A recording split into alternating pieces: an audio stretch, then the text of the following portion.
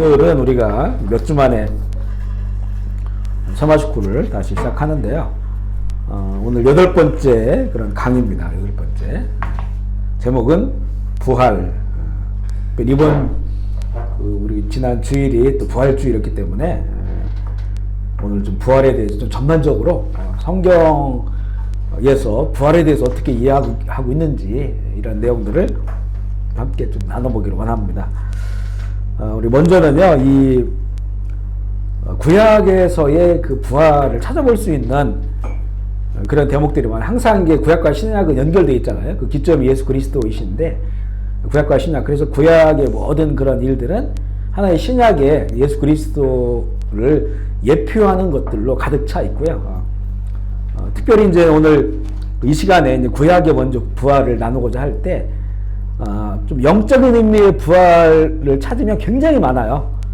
예를 들어서 요셉이 이 구덩이 속에 던져졌다. 그리고 그곳에서 건진 받았다. 이것도 하나의 다 영적으로 부활로 볼 수 있고, 또 이제 모세가 강물에 이렇게 던져졌다가 또 이렇게 살아나게 되는,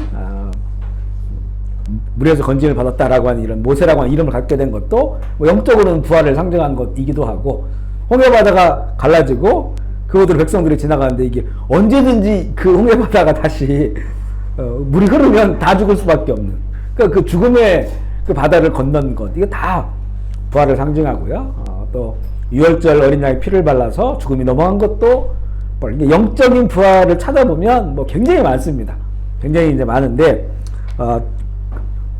이 오늘 먼저 구약의 부활을 나눌 때는 좀 직접적인 부활에 관한 직접적인 어떤 사건들, 그래서 예수님의 부활을 예표로 볼 수 있는 그 사건들을 먼저 이제 나누려고 해요. 우리가 지난 주일에도 나눴지만 그 에녹에 관한 거. 에녹도 물론 죽지는 않았지만 에녹이 이 땅에 365세의 그 몸을 가지고 하나님 계신 곳에 간 건 아니거든요. 왜냐하면 하나님 계신 곳은 그곳은 영적인 곳이잖아요. 천사들이 그곳에 있고 또 주 안에서 또 죽은 자들이 그 안에서 살 때 육체를 가지고 사는 게 아니기 때문에, 지금 이 땅 육체를 가지고 사는 것이 아니기 때문에 에녹도 들림받으면서 그의 몸이 이제 변하는 거죠. 죽지 않고 부활하는 것으로 우리가 이제 볼 수 있어요. 그래서 우리 에녹에 대해서 먼저 볼까요? 창세기 5장 24절. 우리 주일에 나눈 말씀이지만 같이 읽어보겠습니다. 시작. 에녹이 하나님과 동행하더니 하나님이 그를 데려가심으로 세상에 있지 아니했더라. 에녹의 이 창세기 5장의 족보와 또 그것이 노아의 홍수 심판 때로 연결되거든요. 굉장히 이거에 뭐 깊은 그런 내용들이 있어요. 전에도 나눴지만 에녹이 낳은 아들이 무드셀라잖아요. 무드셀라인데, 무드셀라는 이 구약의 인물 가운데 가장 장수했어요. 장수한, 오래 산 그런 인물인데, 무드셀라가 죽은 해에 노홍수가 시작이 돼요. 그래서 오히려 그 무드셀라의 아들이 무드셀라보다 더 먼저 죽어요. 그래서 이 에녹은 정말로 이 에녹이 예언한 것처럼 주께서 수많은 자들과 함께 강림하신다. 세상의 심판과 이 하나님의 이 땅 임하심을 그가 봤기 때문에 그의 신앙이 그 종말론적인 그런 신앙을 가지고 있었어요. 그러다 보니까 그가 이제 65세에 무드셀라를 낳잖아요. 무드셀라라고 하는 그 이름이 이가 죽으면 심판이다, 이런 그 이름을 진 게 바로 무드셀라라는 그런 이름이에요. 그리고 정말 무드셀라가 가장 오래 살았다는 것은 그만큼 하나님께서 세상에 대해 참으신 것이고, 그리고 이제 노아의 600세에 그 비가 내리기 시작했어요. 홍수심판이 시작되는데 그 노아의 600세에 무드셀라가 그 해에 죽어요. 그 아들은 오히려 5년 전에 죽습니다. 우리 전에 한번 창세기 나눌 때 나눴거든요. 그러니까 이 에녹의 어찌 보면 그 당시의 나이로 따지면 짧은 인생이에요. 365세가 지금은 한 30세? 예수님 그 나이 한 33세? 이 정도로 볼 수가 있거든요. 그 당시에 그 짧은 인생인데, 그가 사모하고 살았던 그런 인생의 목표가 바로 그가 예언한 것처럼 세상의 그 하나님의 심판과 그 하나님의 강림하심을 믿음으로 살았어요. 그러다 보니까 얼마나 그 시대에 잘 살았겠습니까? 참된 그런 하나님 경외하면서 그러니까 살다가 정말 죽음을 보지 않고 하나님께서 데려가신, 그리고 그 아들은 이제 남겨놨죠. 그 아들이 결국은 죽는 그 해에 노아 600세 이 비가 내리기 시작한, 심판이 시작된 그런 해라고 하는 것도 쭉 계산해 보면 그렇게 나오거든요. 참 놀라운 그런 일입니다. 그래서 이 에녹을 통해서 정말 실제적인 어떤 부활, 그리고 이것은 지난주에 주일에 나눴던 특별한 부활을 또한 예표하는 그런 내용이기도 하고요. 그 다음에 이제 이삭은 죽었다 살아났진 않았지만 의미적으로는 죽었다 살아났어요. 그죠? 이삭, 히브리서 11장 19절 읽어보겠습니다. 시작. 그가 하나님이 능히 이삭을 죽은 자 가운데서 살리실 줄을 생각한지라 비유컨대 그를 죽은 자 가운데서 도로 받은 것이니라. 이렇게 히브리서는 기록하고 있어요. 그가는 아브라함이죠. 아브라함이 하나님은 이삭을 능히 죽은 자 가운데서 다시 살릴 줄을 생각했다라는 거예요. 그래서 사실 그 아브라함 이삭을 죽이려고 했어요. 이거는 의미상은 죽은 거예요. 죽은 거. 그런데 그렇게 아브라함이 하나님의 명령에 따라 그렇게 하고자 했던 것은 그 안에 믿음이 있었는데 분명히 하나님께서는 이삭을 살릴 거다. 왜냐하면 이삭이 언약의 자식이잖아요. 언약의 자녀잖아요. 이삭을 통해서 온 세상이 이렇게 아브라함에게 온 세상 복이 되게 하신다고 했으니까, 그리고 이 이삭이 언약의 자녀라고 하는 걸 하나님 알려주셨고요. 그러니까 이 본인 손으로 이 이삭을 죽여 제단에 제사를 드린다 할지라도 하나님이 살리실 것이다. 그러면 어떤 전제가 있어야 되냐면 이 아브라함에게 부활신앙이 있어야 돼요. 부활신앙이. 우리가 육신이 죽는다 할지라도 하나님은 그 육신을 다시 살릴 수 있다고 하는 하나님을 믿을 때 하나님에 대한 부활신앙이 전제가 돼 있어야 된다는 거죠. 그러니까 아브라함에게는 부활신앙이 있었어요. 아브라함의 조상이 누굽니까? 에녹이잖아요. 그죠? 에녹의 사건도 다 아브라함은 다 알고 있는 거죠. 그래서 하나님은 분명히 이 이삭을 다시 살리실 것이라고 하는 부활 신앙을 갖고 있었고, 실제 이 이삭의 사건은 그가 죽은 자 가운데서 도로 받은 사건이다. 부활의 그런 사건임을 성경은 그렇게 말하고 있고요. 요나는 대표적인, 예수님께서 2번씩이나 말씀한 대표적인 부활을 예표한 사건인데, 요나서 1장 17절 읽어보겠습니다. 시작. 여호와께서 이미 큰 물고기를 예비하사 그를 삼키게 하셨은즉 요나가 밤낮 3일을 물고기 뱃속에. 너무나 똑같죠? 너무나 똑같습니다. 이 북이스라엘의 선지자 이 요나, 예수님 오시기 수백 년 전에 하나님의 말씀을 받았던 선지자 요나인데, 그가 큰 물고기, 거기 요나가 고백하는 거 보면 여기 스올이라고 해요. 스올, 음부, 지옥 같은 이런 죽음을 상징하는 그 큰 물고기 뱃속에서 있다가 3일을 있다가 물고기 뱃속에 물고기 다시 토하면서 육지에 나오게 됐죠. 그러면서 하나님의 뜻을 전하게 되는 그런 역사가 있는 것처럼, 예수님께서 사람들이 와서 표적을 보여달라고 하는 거는 당신이 하나님의 아들이라고 하는 표적, 메시아라고 하는 표적을 보여달라는 거였거든요. 예수님께서는 나는 그런 표적을 너희들한테 하나도 보여줄 수 없다. 하지만 요나의 표적을 보여줄 수 있다. 요나의 그 표적, 그러니까 죽었다가 3일 만에 부활하는 이 표적이 예수님의 메시아 그리스도 구세주가 된다고 하는, 세상의 구주가 된다고 하는 그런 이 유일한 표적이 바로 이거다. 그렇게 보여주신 거예요. 실제 사도들이 전한 복음이 뭡니까? 예수님께 이 땅 가운데 죽은 자를 살리시고 오병이어를 일으키시고 물을 건너시고, 그래서 이분이 하나님 아들 이렇게 전한 게 아니에요. 사도들이 전한 복음은 더 일합니다. 사도 바울이나 또 성령 받은 제자들이 전한 복음은 무엇입니까?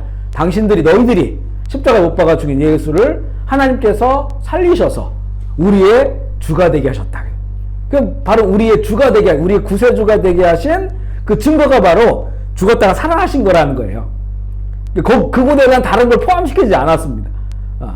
그렇기 때문에 예수님이 말씀하신 그대로죠. 요나의 표적밖에는 너희에게 보여줄 게 없다. 내가 메시아라고 하는 그런 증거를, 그리스도라고 하는 증거를 요나의 표적밖에 보여줄 것이 없다라고 그래 말씀을 하신 거고, 예수님이 정말 죽었다 부활하심으로 사도들은 그 복음을 전한 거죠.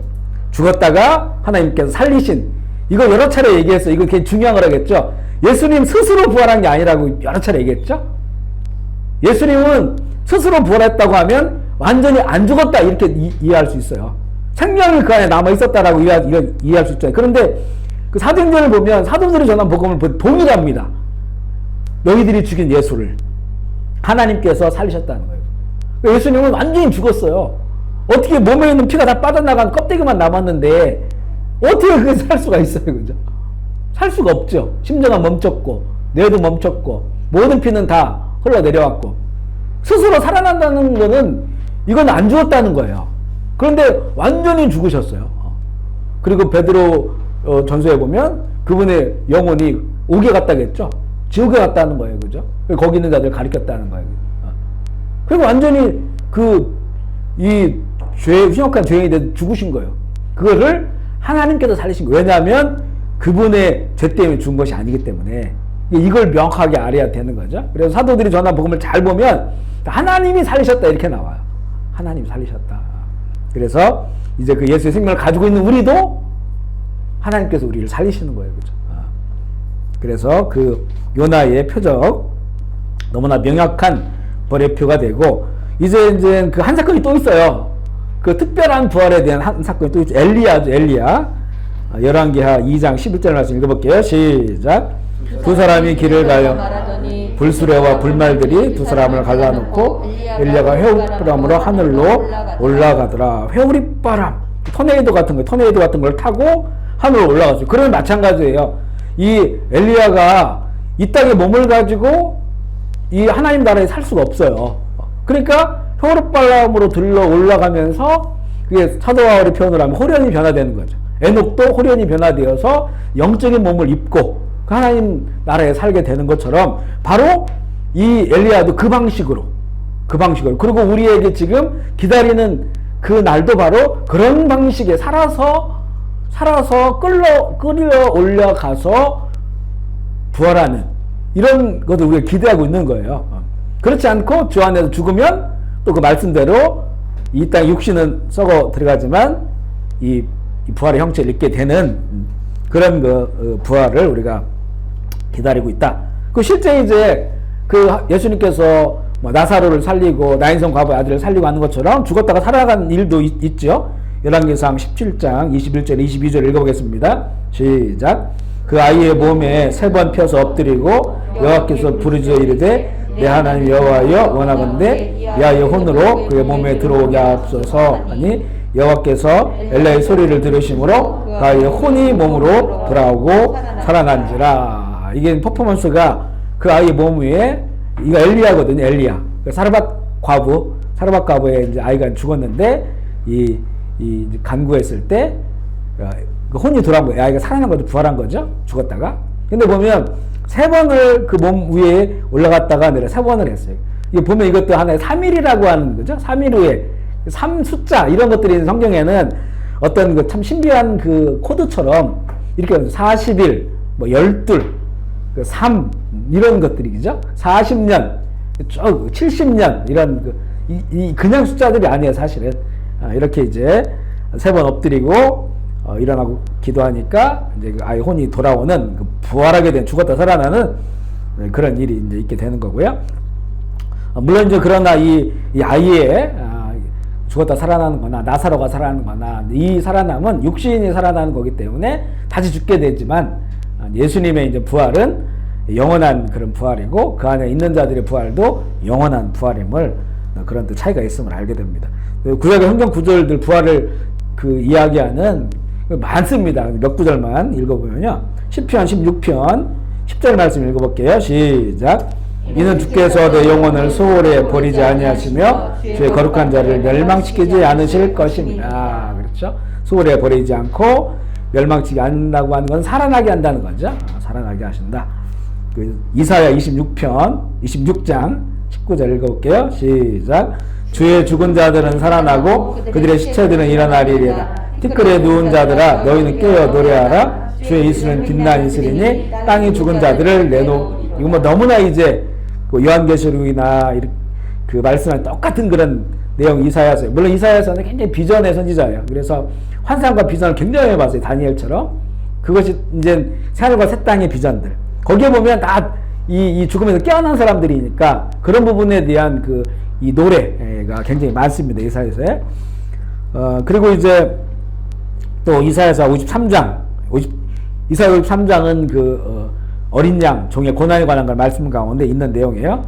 19절 시작. 여호와께서 그에게 상함을 받게 하시기를 원하사 질고를 당하게 하셨은즉 그의 영혼을 속건제물로 드리기에 이르면 그가 씨를 보게 되며 그의 날은 길 것이요 또 그의 손으로 여호와께서 기뻐하시는 뜻을 성취하리로다. 여기 보면 상함을 받고 질고를 당하고 그리고 영혼을 속건제물로 드린다. 그런 제물로 드렸다고 하는 것은 죽은 거예요.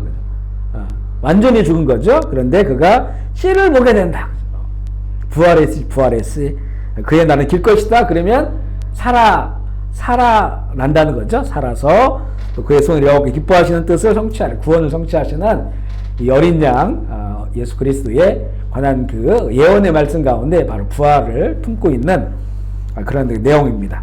자, 구약의 부활 유성들을 이제 찾은 거지만 굉장히 많고요.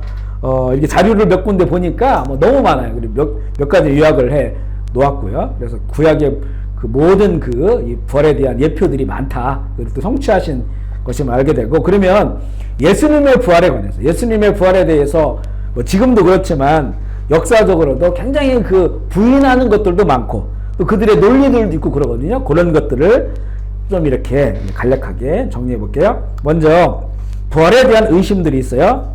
첫째는 뭐냐면 예수님은 완전히 죽지 않고 살아있다가 무덤에서 나왔다는 그런 주장이에요. 왜냐하면 이제 보통 십자가에 달아놓는 그런 죄인들은 죽을 때까지 거기에 달아놔요. 죽을 때까지. 예. 그런데 이제 예수님은 그날이 유대인들의 이 안식일이 시작되니까, 저녁부터 안식일이 시작되니까 그때까지 이걸 시신을 달아놓을 수 없다 그래가지고 내리잖아요. 내리는데 그러면서 혹시 살아있을 수 있으니까. 왜 몇 시간 이거 오래 사는 사람들 일주일 넘게 버틴다는 거예요. 일주일 넘게. 그러니까 이제 이 쇠망치로 무릎을 쳐서 무릎을 완전히 박살내는 거예요. 그러면 이 위에 있는 암벽 밑으로 내려오면서 피가 쏟아져요. 하혈을 하게 되고. 그리고 혹시 살아있더라도 도망가지 못하죠. 무릎이 다 부러졌으니까. 금방 죽게 돼요. 근데 예수님을 치려고 했더니 이미 숨을 거두신 거예요. 왜냐하면 다른 강도들에 비해서 예수님은 굉장히 많이 맞았고 채찍을 당하고, 왜냐하면 왕이라고 그러니까 그걸 또 더 조롱하고 네가 너를 구원해봐라 조롱하면서 더 많은 채찍질을 당하고, 그리고 원래 십자가형이라는 것이 그냥 십자가에 달아놓기만 하는 그런 스파르타카스의 반란의 영화를 보면 5,000명을 십자가에 달아놓는데 그건 그냥 달아놔요. 십자가에 달아놓으면 막 뜨거운 햇빛 며칠을 달아놓으면 까마귀들이 와서 눈 파먹고 이러면서 죽거든요. 굉장히 고통스럽게 죽는 거죠. 근데 예수님은 채찍을 당했죠. 머리에다가 가시를 박아놨으니까 뇌혈관이 다 터져버렸죠. 마지막에 이제 그래서 창을 찔른 거예요. 창을. 다른 이 죄수는 무릎을 꺾었는데, 왜냐하면 또 이 구약에 보면 유월절 어린 양은 뼈를 꺾지 말라고 했거든요. 예수님이 유월절 어린 양인데 뼈를 꺾으면 안 되잖아요. 그래서 창을 찔르니까 그곳에서 이 물이 나왔다는 거예요. 피가 나고 물이 나왔다. 뒤에 보면 나오지만 그게 이제 이 물과 피가 이렇게 분리돼서 나오면 완전히 이제 죽은 거다. 그래서 심장 활동이 멈춘 거다. 의학적으로 그렇게 이제 보는 거죠. 그래서 이런 주장, 죽지 않았다. 무덤 넣었다가 무덤을 열고 다시 나온 거다. 이런 의심들이 있어요.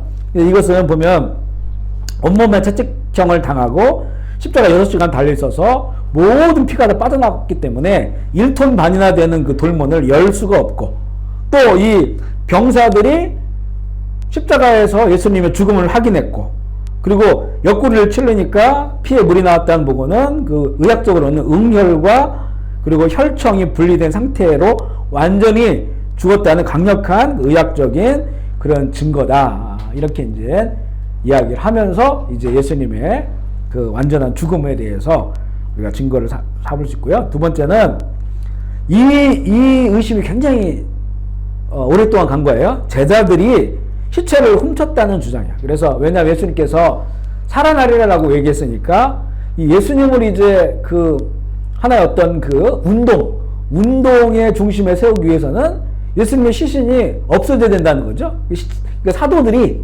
이 제자들이 예수님의 시신을 몰래 훔쳤다가, 그리고 이제는 실체가 없으니까 부활했다.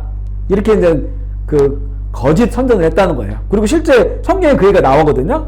마태복음 28장 12절로 15절 읽어볼게요. 시작. 그들이 장로들과 함께 모여 의논하고 군인들에게 돈을 많이 주며 이르되 너희는 말하기를 그의 제자들이 밤에 와서 우리가 잘 때에 그를 도둑질하여 갔다 하라. 만일 이 말이 총독에게 들리면 우리가 권하여 너희로 근심하지 않게 하리라 하니 군인들이 돈을 받고 가르친 대로 하였으니 이 말이 오늘날까지 유대인 가운데 두루 퍼지는, 누가복음을 쓸 때까지 누가가 이 복음을 쓸 때까지도 벌써 그 소문이 났는데, 어떤 소문이냐? 조작된 소문이죠. 이거는 뭐냐면 그 무덤을 지키는 병사들이 있었잖아요. 이 병사들에게 돈을 줘서 이 장로들, 그 전구들에 보면 대제사장, 종교 지도자 그룹들이에요. 이 종교 지도자 그룹이, 아니 예수님이 치시 없어졌으니까 바위는 굴러갔고 병사들을 지키고 있었는데 예수님이 없어졌다고 하니까 이거 어떻게 하냐 정말. 그러면서 그들이 꼬매는 게 뭐냐면 이 병사들에게 돈을 주고 그 제자들이 와서 몰래 그 시신을 도둑질 해갔다고 얘기해라. 이것 때문에 네가 빌라도 총독에게 너희들이 혼날 수 있는데 우리가 얘기를 잘 해줄게. 잘 해줄 테니까 걱정하지 말고 그렇게 소문을 내라 하고 돈을 준 거예요. 그러니까 그 소문이 이제 쫙 퍼지잖아요. 오순절에 이 6월절 오순절이 절기에 또 사람들이 있으면 많으니까 이 소문이 퍼져서 누가복음을 쓸 때까지, 누가는 그 예수님의 사도가 아니었잖아요. 그죠? 그 바울의 제자와 같은 그런 사람이었어, 동역자. 그러니까 그 쓸 때까지도 그 소문이 파다했다는 거죠. 예수님은 부활한 게 아니고 제자들이 그 부활 신앙을 만들기 위해서 훔쳐갔다. 이렇게 얘기를 할 때 그 부분에 대한 이제 또 것을 이렇게 말합니다. 이 제자들이 예수님 죽으신 후에 다 갈릴리로 다시 고기 잡으러 갔잖아요. 그건 무슨 의미냐면 어떤 의지가 없었다는 거예요. 의지. 그 돌문을 열고 몰래 가서 예수님을 훔쳐가지고 이런 의지가 없었다는 거예요. 좌절했고 절망했고, 그리고 고향으로 가서 다시 고기를 잡고 있었다고 하는 것과, 그리고 또 그랬던 제자들이 갑자기 변화돼서 베드로는 하루에 이 설교함 3,000명을 회개시키는 능력은 어디서 왔을까? 갑자기 이런 일들이. 그리고 이 제자들의 삶은 그 이후에 엄청난 고통을 당했어요. 그 예수님 전하는 것 때문에 채찍질 당하고 감옥에 갇히고 뭐 수도 없이 이런 고난당 핍박당하고 결국은 다 예수님처럼 그렇게 막 순교하고 아주 처절한 죽음을 맞았거든요. 그런데 만약에 이게 자기들이 꾸며낸 거짓을 전하기 위해서 그런 고통을, 그것도 한 명도 배반하지 않고, 예를 들어 이렇게 되면 너무 힘들어서 실제 예수님은 그냥 그런 이 사역하고 죽으신 거야. 시체는 우리가 그냥 숨겨놓은 거야. 라고 얘기하는 제자들이 한 명도 없었다는 거예요. 그죠? 그 고통을 벗어나기 위해서.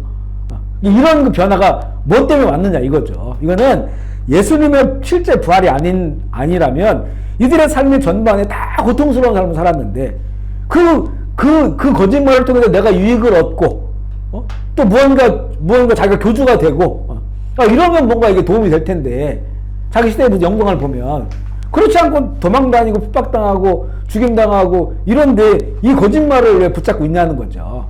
그런데 모든 똑같은 제자들이 다 최소한 그 120명 내지는 그 예수님 하늘 올라갈 때 판 500명 한 명도 배반하지 않고, 그죠? 이 죽음을 당한 거예요. 그러니까 이거는 예수님이 그들이 전한 복음이 맞다는 거예요.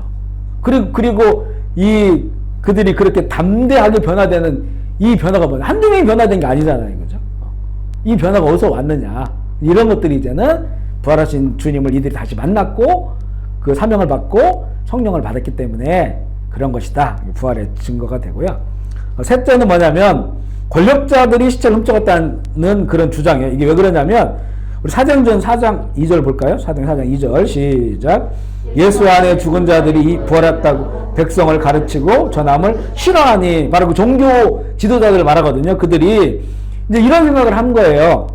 만약에 이 제자들이나 예수님 초종 세력들이 이 시체를 훔쳐가고 부활했다고 하면 더 큰 문제가 발생한다. 그러니까 우리가 먼저 이 예수님의 시신을 어디 숨겨놓자는 거예요. 못 가져가게. 그래서 이 권력자들이 예수님의 시선을 빼 돌린 거예요. 그래서 부활이라는 거 없다. 그런데 갑자기 무슨 소문이 납니까? 예수님이 부활했다는 소문이 나는 거예요. 소문이 나니까 그 만약에 권력자들이 그 시체를 빼앗아 숨겨놨다면 이들이 보세요. 예수 안에 죽은 자의 부활이 있다고 백성을 가르치고 전함을 이들이 싫어했다는 거잖아요. 그러니까 그러면 그때는 시체를 내놓을 거 아닙니까? 봐라.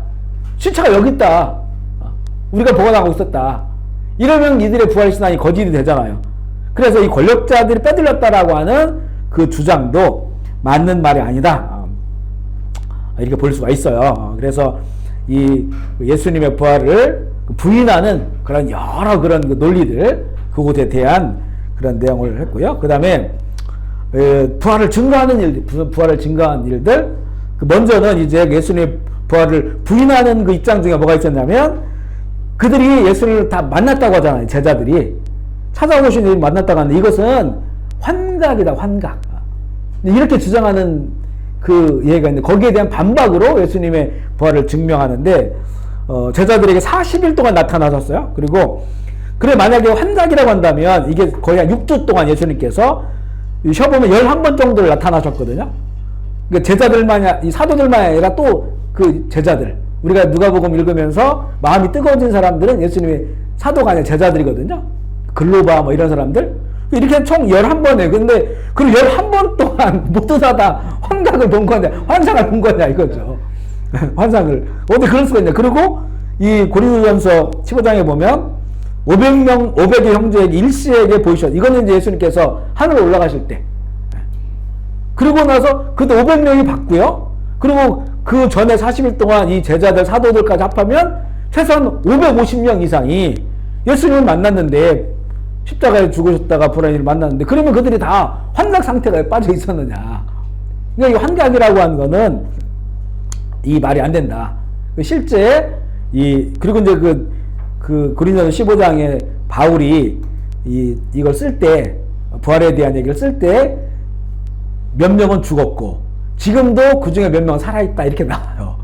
바울이 이 고린도서를 쓸 때도 예수님을 본 사람, 부활한 주님을 본 사람들이 현장에 남아 있는 거예요. 지금 증인들이. 그러니까 이거 너무나 명확하다. 이렇게 이제 이야기하고 있어요. 그래서 부활을 증거하는 것이고, 두 번째는 믿지 않았던 가족들이 믿게 된다. 예수님의 가족들이 예수님 너무 걱정돼가지고 지금 우리로 하면 가출했잖아요. 예수님 가출해가지고 갑자기 막 하나님 아들이라고 그러니까 부모님, 어머니 같이 자녀 데리고 온 거잖아요. 그럼 그걸 뭐라고 합니까? 미쳤다고 하잖아요. 이 가출하는 게 예수님을 찾으러 간 거예요. 안 믿은 거예요, 사실은. 안 믿은 거예요. 그런데 이 가족들이 어떻게 다 예수를 믿게 되었는가? 그리고 이 가족들 가운데서 뭐 야고보나 유다 같은 경우에는 좀 다른 이 형제들도 다 그렇게 살았는데, 야고보와 유다가 이제 그 예루살렘 교회의 지도자가 됐고 또 성경을 기록했기 때문에 우리가 또 얘기하는 거고요. 그걸 기록해 보면 그리스도의 종이라고 하잖아요. 그러니까 이런 일들이 살아있을 때, 예수님 살아있을 때는 안 믿었는데 이들이 어떻게 믿게 됐느냐, 이런 거예요. 우리 사도행전 1장 14절 읽어볼게요. 1장 14절 시작. 여자들과 예수의 어머니 마리아와 예수의 아우들과 더불어 마음을 같이하여 오로지 기도에 힘쓸. 여기 예수의 어머니도 있죠. 마리아도 있죠. 예수의 어머니 마리아도 예수님을 그리스도, 부활하신 주로 여긴 거 믿은 거예요. 그리고 예수의 더불어 이 가족들, 그 아우들이 있는 예수의 아우들 나오고, 예수님이 첫 아들이니까 다 밑에 이제 그 딸도 있고 아들들도 있거든요.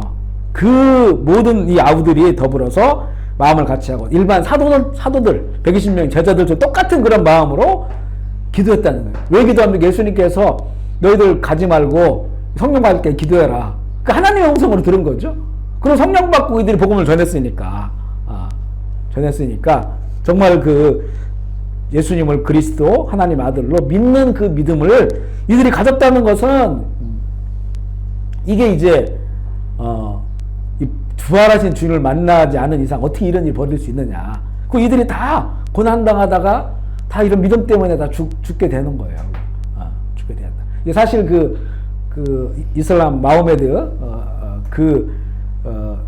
가 있는 그 마음에도 죽게 되는데 그 형제들이지 형제들이 바로 그 시대에 싸워가지고 수니파와 시아파를 나눈 거잖아요. 그래서 지금까지 AD 600년에 시작된 무슬림 운동이 지금까지 시아파와 수니파가 싸우잖아요. 그 모하메드의 제가 지금 자녀들인지 형제들로 기억하고 있어요. 형제들이 어디가 더 기득권을 야고보와 그 요한이 다른 사도들 그 야고보와 요한의 어머니가 와가지고 우리 아들 두 아들 오른쪽 왼쪽 세워달라고 했잖아요. 근데 예수님은 정말 그 부분에 대해서 더 낮아지고 돼야 된다고 그걸 말씀하셨잖아요. 근데 바로 모하메드의 그 형제들이 모하메드가 죽은 다음에 그 싸움이 일어나가지고 누가 더 이게 정통이냐 해가지고 수니파와 시아파 분리된 거예요. 근데 수니파의 이 종주국은 사우디아라비아고 시아파는 이란이잖아요. 그 둘이 원수지가 같은 지금 시리아의 그 분쟁도요. 시리아에는 원래 숫자는 수니파가 더 많아요. 무슬림. 근데 정권은 시아파가 잡고 있어요. 그렇게 지금 싸움이 일어나는 거예요. 그게 거기서 종교적 싸움인데 같은 종교 안에서의 싸움이. 그게 너무 다르잖아요. 이 예수님의 이걸 보면 이 가족들이 예수님을 하나님이라고 하고 많은 사람들이 몰려들면 거기에서 뭔가 기득권을 누리기 위해서 그런 것이라면 분명히 그 세대나 그 다음 세대에는 이런 일이 벌어져야 되거든요.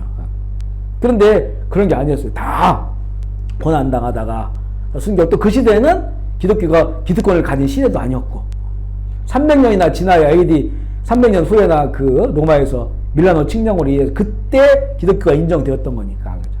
다 고난당하는 몇 대가 그죠? 이 믿음 때문에 그런 걸 봤을 때 이 예수님이 부활한 예수님을 이들이 만났기 때문에 자기 생명을 걸고 이렇게 주님을 따르게 되는. 그래서 이제 그 야고보 예수님의 이건 사도가 아닌 사도 야고보는 일찍 순교했다 했죠.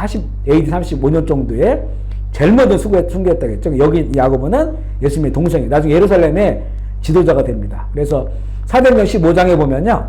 그 이방인 선교에 대해서 그 논쟁이 벌어져요.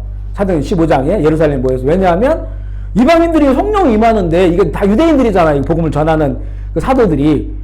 이것을 어떻게 우리가 받아들일 수 있느냐. 그리고 이제 유대인들이 갖고 있는 율법은 어떻게 되는 거냐. 이런 것들 때문에 이 예루살렘에서 이들이 모이거든요. 그때 야고보가 이 모임을 진행해요. 이 야고보가 바로 사도가 아니라 이미 사도 야고보는 죽었어요. 순교했어요. 헤롯이 죽인 거죠. 이 예수님 동생 야고보예요. 이미 예수님 야고보는 예루살렘의 지도자가 되어 있는 거예요. 교회에. 그래서 그때 이제 내린 게 뭐냐. 이거는 우리의 어떤 율법과 이런 지식이 아닌 하나님의 성령을 부어준 거기 때문에 이제 이방인들도 예수 믿고 성령 받은 사람 다 구원받는다. 하지만 몇 가지만 음행을 피하고 이 목매달는 그러니까 우상에게 제물 드린 거 이런 고기 먹지 말고 이런 정도만 이제 하고 무슨 우리가 그동안 알았던 율법 이런 거를 적용하거나 뭐 이 할례를 받아야 된다든지 이런 거 하지 말고 그렇게 하자라고 거 결정을 해요. 사도행전 15장에 그 사도 바울도 거기 참여를 하게 됩니다. 그때 사역한 게 이 야고보거든요. 야고보. 그 야고보가 이제 야고보 1장 1절에 기록한 거죠. 읽어보겠습니다. 시작. 하나님과 주 예수 그리스도의 종 야고보는 흩어져 있는 12지파에게. 자, 여러분 하나님과 주 예수 그리스도 동등하죠. 자기 형이에요, 형. 예수가. 근데 주 예수 그리스도, 하나님 주 예수 그리스도의 종 야고보 이렇게 하고요. 그래서 보통 야고보를 낙타무릎이라고 하거든요. 근데 이제 그 사도 야고보는 일찍 죽었기 때문에 그렇지만 이 동생 야고보는 평생 무릎을 꿇고 기도한 거예요. 그래서 무릎이 낙타무릎처럼 막 굳었다 해가지고 별명이 낙타무릎이거든요. 낙타무릎. 그러니까 이게 형이 아니죠. 어떻게 이렇게 됐냐는 거죠. 어떻게 부활하신 주님을 만났다. 그러면서 너무나 명확해졌다. 그리고 성령 받고 유다서 우리 주일날도 인용했던 구절 유다서인데 유다도 이제 예수님 동생이에요. 읽어보겠습니다. 시작. 예수 그리스도의 종이요 야고보의 형제인 유다는 부르심을 받은 자 곧 하나님 아버지 안에서 사랑을 받고 예수 그리스도를 위하여 지키심을 받은 자들에게. 자, 이것도 그렇죠. 예수 그리스도의 종이다. 야고보의 형제. 여기에서 예수의 형제 이렇게 기록 안 해요. 왜냐하면 그분이 이제 그리스도이기 때문에 야고보의 형제다. 이렇게 기록을 하고 예수 그리스도를 위하여 지키심을 받은 자들이 편지하노라. 그래서 이제 유다 이렇게 고백을 하고요. 세 번째 예수님의 부활의 증거는 너무나 빨리 변화가 일어난 거예요. 너무나 빨리.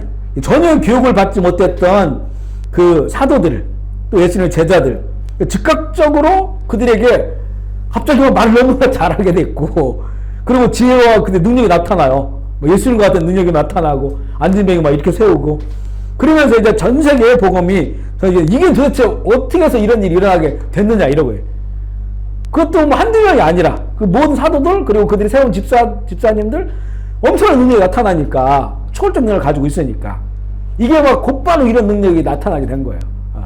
부활하신 예수님이 이들에게 주신 은혜임을 알게 되고요. 네 번째는 오랜 세월에 걸친 영향. 2000년 동안 수많은 다양한 사람들이 예수 그리스도를 만났고요.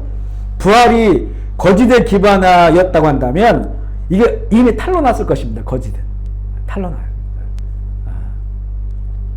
이게 이 조작된 것, 거짓은 언젠가는 탄로나는데 2000년 동안, 그죠? 여기에는 대통령도 있고 왕들도 있고 정말 똑똑한 교수들도 있고 또 아주 별의별 다양한 사람들, 지식인도 있고 또 하층민들도 있고, 이 모든 사람들이 어떻게 2000년 동안 이것을 자기 생명처럼, 이 믿음 안에 들어간 사람, 이게 자기 생명이잖아요. 이걸 어떻게 부인할 수 있어요? 어떻게 이런 일들이 벌어질 수 있느냐? 거짓말이라면 이런 영향력을 줄 수도 없고, 그리고 결국엔 탄로날 수, 워터게이트 사건처럼 탄로날 수밖에 없는데, 그리고 또 이게 한두 명이 연루된 겁니까? 많은 사람이 연루됐으니까 어디서 구멍이 생기면 거짓이라면 들통날 텐데 2000년 동안 영향력을 준다는 것은, 예수님 이걸 부인하는 사람들, 예수님 안 믿는 자들이잖아요. 성령 안 받은 사람들. 혹시 교회 다니는 사람이 있다 할지라도 성령 안 받은 사람들, 성령 받은 사람들은 이걸 부인할 수가 없어요. 이게 또한 예수님의 부활의 증거고요. 다섯 번째는 예수님의 죽음을 싼 세마포의 그 흔적이에요. 누가복음 24장 12절 읽어볼게요. 시작. 베드로는 일어나 무덤에 달려가서 구부려 들여다보니 세마초만 보이는지라 그 된 일을 놀랍게 여기며 집으로. 만약 예수님께서 죽지 않고 무덤에 있었다가 문을 열고 나가면 세마포를 가지고 가야죠. 발가벗긴 상태인데 그 싼 세마포를 가지고 나가야지. 그걸 놓고 가면 어떻게 되는 거예요? 그리고 예를 들어서 훔쳐갔다고 해도 그 세마포를 같이 가져가야 이게 맞는 거지. 세마포를 남겨 놓을 리가 없죠. 근데 세마포가 거기에 놓여 있는 거예요. 그 몸이 그 예수님 그 같은 몸이시지만, 그렇지만 이게 거룩한 형체로 변화산에서 변화되시잖아요. 그것처럼 변화되면서 옷이 필요 없게 되신 거죠. 영광의 그런 그 빛을 갖고 같이 되시니까. 그리고 이제 나중에 이제 그 이 세마포에 예수님의 그 혈흔이 찍혀가지고 그게 뭐 고고학적 발견이 되고 이런 것도 있어요. 그래서 하나의 증거가 되고요. 그리고 여섯 번째, 사형을 지휘한 백부장의 고백과 빌라도 보고서. 백부장, 누가복음 23장 47절 읽어볼게요. 시작. 백부장이 그 된 일을 보고 하나님께 영광을 돌려야 되되 이 사람은 정령 의인이다 하다. 그 마태복음에 보면요, 같은 내용이지만 백부장과 함께한 사람들 다 깜짝 놀란 거예요. 지진이 막 일어나면서 하늘이 어두워지고, 그러니까 이분은 하나님 아들이구나. 그리고 이 백부장이 로마 사람인데 하나님께 영광을 돌려요. 그 현장에서. 이게 어떻게 이런 일이 일어날 수 있겠는가. 그리고 이제 백부장의 고백과 또 빌라도 보고서랑, 여러분 한번 나중에 쳐보시면 빌라도 보고서라는 게 있거든요. 그게 이제 아주 이것도 굉장히 귀한 고고학적 발견인데, 빌라도가 예수님의 그 죽으심에 대해서 그 시대의 반응들, 그 상황들, 그리고 이 백부장이 한 말들, 이런 걸로 해가지고 보고서를 만들어 놓은 게 그게 이제 발견됐거든요. 이걸 보면 예수님이 부활했다고 하는 것을 알게 돼요. 거의 그런 쪽으로, 본인은 이제 이상한 일이다 이런 식으로 이제 했지만, 굉장히 이상한 일이 일어났다라고 했지만, 실제 거기는, 왜냐면 이 빌라도는 그 로마의 사람이니까, 믿음이 없는 사람이니까, 그래서 나름대로 객관적으로 기술을 한 거예요. 참 이상한 일이 벌어졌다라고 하면서 빌라도 보고서가 지금 있어요. 그게 빌라도 보고서가. 이런 것들도 예수님의 이 부활의 증거고요. 그리고 일곱 번째, 가장 중요한 거 내가 예수 그리스도를 만났다는 거. 사도 바울이 그렇잖아요. 사도 바울 예수님 부활할 때, 부활 소문이 들렸을 때도 그걸 부인한 사람이거든요. 아, 근데 길을 가다가 예수님 나타났는데, 그게 누구야? 부활하신 주님이죠. 사도 바울을 만난 거예요. 우리 똑같죠, 우리도 지금 누구를 믿고 있습니까? 누구랑 대화하고, 지금 누구와 동행하고 있냐는 거죠.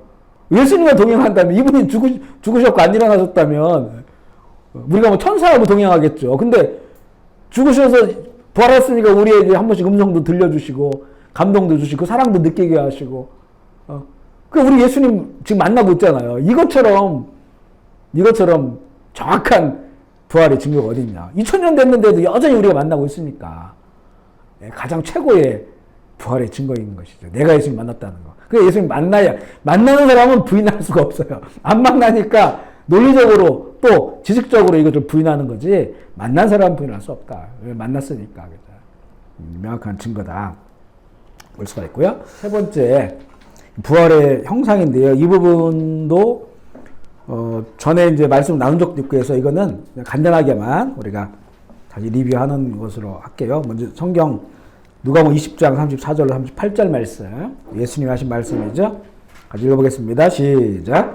예수께서 이르시되 이 세상의 자녀들은 장가도 가고 시집도 가되 저 세상이 및 죽은 자 가운데서 부활함을 얻기에 합당히 여김을 받은 자들은 장가가고 시집가는 일이 없으며 그들은 다시 죽을 수도 없나니 천사와 동등이요 부활의 자녀로서 하나님의 자녀임이라. 죽은 자가 살아난다는 것은 모세도 가시나무 떨기에 관하여 그래서 주를 아브라함의 하나님이요 이삭의 하나님이요 야곱의 하나님이라 칭하였나니 하나님은 죽은 자의 하나님이 아니요 살아있는 자의 하나님이시라. 하나님께서 모든 사람이 살았느니라 하시니. 예수님의 말씀을 통해서 부활의 때에 어떤 그 상황이냐 이걸 말씀하고요. 첫 번째 보면 장가가고 시집가는 것이 없다. 이 세상이 어떤 그 성별 구별되는 이런 상황이 아니라는 것을 이렇게 표현하신 건데, 그러면 우리가 이 땅에서 가족 관계나 이런 관계는 어떻게 되느냐 궁금할 수가 있거든요. 근데 이제 뭐 이 말씀만으로는 정확히 알 수 없겠지만, 보면 이제 천국을 갔다 오셨다는 분들 보면 우리 어머니가 있더라, 아버지가 있더라 그러거든요. 그런데 그분들의 모습은 굉장히 그 어린 그런 모습으로, 순수한 그런 모습으로 계시고, 왜 아버지 하면 쭈글쭈글하고 이렇게 기억될 텐데 그런 모습으로 계시고, 그리고 이분들이 이렇게 어떤 각자 집에서 사는 거예요. 하나님께서 각자 인생에다가 주신 상급 있잖아요. 이게 이 땅의 가족이 하늘나라 똑같은 집에 살 이런 게 아니고요. 왜냐하면 가족이라 할지라도 거기 안 믿는 사람도 있고 믿는 사람도 있고 정말 끝까지 정말 더 잘 믿는 사람도 있고, 그러니까 각자의 상급이 있는 거예요. 해의 영광, 달의 영광, 별의 영광이 다르다는 것처럼. 하지만 이 땅에서의 그 가족 관계는 아는 거죠. 왜냐하면 우리가 이제 영혼이, 이 영이 우리의 혼을 이끌고 천국에 가는 거잖아요. 그죠? 그러니까 이 세상에서의 우리 기억들, 이런 기억들이 살아남아 있다고 하는 것은, 그러면 그 관계가 살아남아 있잖아요. 그렇지만 이 관계가 이제는 하나님 나라에서는 이 세상의 관계로 규정되지 아니하고, 이 땅의 우리 아버지였던 분, 우리 어머니였던 분, 이런 관계였지만 이제 같은 그 차원의, 그리고 같은 우리 부활의 몸을 입고, 아브라함도 이삭도 야곱도 이게 이제 그 겉모습을 보면 세대짜리를 전혀 못 느끼는 거예요. 같은 그런 세대. 하지만 또 각자가 하나님 앞에 서서 그들의 상급을 누리게 되니까, 그리고 이제 이 천사들이 이제 돕는 역할을 천국에서 하게 되고요. 그러니까 이 땅의 기억들은 가지고 가지만 그것이 기억이 있다고 하는 거는 가족 관계에 대해서는 우리가 인식할 수는 있지만, 하지만 천국은 대가족이잖아요. 또 대가족. 모두가 하나님의 자녀라고 했으니까 하나님의 자녀로서의 그런 대가족의 관계 속에서, 하지만 또한 각자가 자기의 영광이 있어요. 그 영광을 가지고 들어가는 거거든요. 그 영광을 가지고 살아가지만 이것이 차등이 아니고 하나님이 모두에게 주시는 그 은혜가 되어서 살아가는 그런 천국의 상황임을 이걸 통해서 이렇게 이제 우리가 유추해 볼 수 있는 그런 내용으로 볼 수 있고요. 또한 이제 다시는 죽지 않는다는 것, 나눴고요. 또 천사와 동등된다고 하는 것은 천사와 같은 그런 삶이 된다는 거예요. 천사와 같은 이런 그 삶, 그리고 하나님의 자녀, 모두가 다 하나님의 자녀가 되는 겁니다. 아브라함도 또 이렇게 뭐 이삭도 야곱도 다 하나님의 그런 그 자녀의 그런 관계 속에서 살아가고요. 그 다음에 항상 살아있다. 항상 살아있는 그런 상황으로 살아가고, 그 밑에 있는 고린도전서 내용은 뭐냐면 이제 그런 상황으로 살아가는데, 그러면 우리는 우리의 그 형체가 뭐냐, 어떤 형체, 이것도 궁금하거든요. 그 부분에 관한 그런 내용이 좀 길거든요. 우리 한번 읽어볼게요. 고린도전서 15장 38절로 49절 읽어보겠습니다. 시작.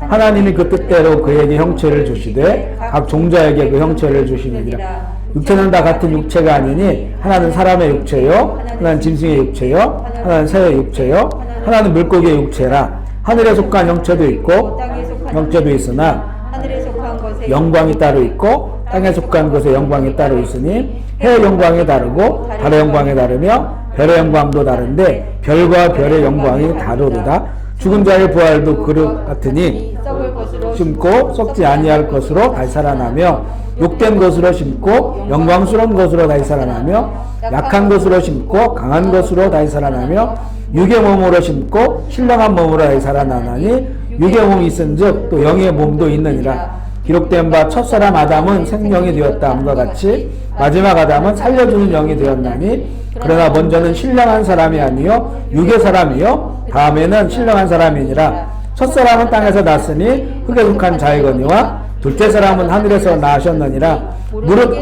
자들은 저 흙에 속한 자와 같고 하늘에 속한 자들은 하늘에 속한 자와 같으니 우리가 흙에 속한 자의 형상을 입은 것 같이 하늘에 속한 이의 형상을 입으리라. 이게 이제 그 좀 내용이 길지만 이건 아주 같은 그런 내용을 반복적으로 말씀을 한 거예요. 우리 이 땅에서도 보면 육체가 사람의 육체도 있고 각종 짐승의 육체가 있고 새 육체도 있고 또 그 바다에 물고기 육체가 있고, 하나님께서 이거는 그 뜻대로 주신 거예요. 그 뜻대로. 이게 이제 이 땅 가운데 육에 속한 그런 육체거든요. 그것처럼 이제 우리가 지금은 우리가 어떤 모습인지 모르겠지만 이 썩어질 이 몸, 이미 우리에게 주신 이 몸 다 다르게 생긴 것처럼, 그렇게 우리를 만드신 것처럼 우리 이 몸 안에 우리가 이제 예수 믿으니까 신령한 그 씨앗을 여기에 이미 넣어 놓으신 거예요. 넣어 놓으셨는데 우리가 이제 이 땅에서 이제 죽을 때, 내지는 주님이 우리의 이름을 부르실 때 특별한 부활을 하든지, 그때 이제 주님께서 뜻대로 우리에게 심어놓은 그 씨앗이 이게 이제 발화가 되는 것처럼 그 몸을 입게 되는 거예요. 그러니까 분명히 우리가 믿음 가운데 있으면 우리의 부활의 몸이 지금 가지고 있는 겁니다. 가지고 있어요. 근데 어떻게 될지는 몰라요.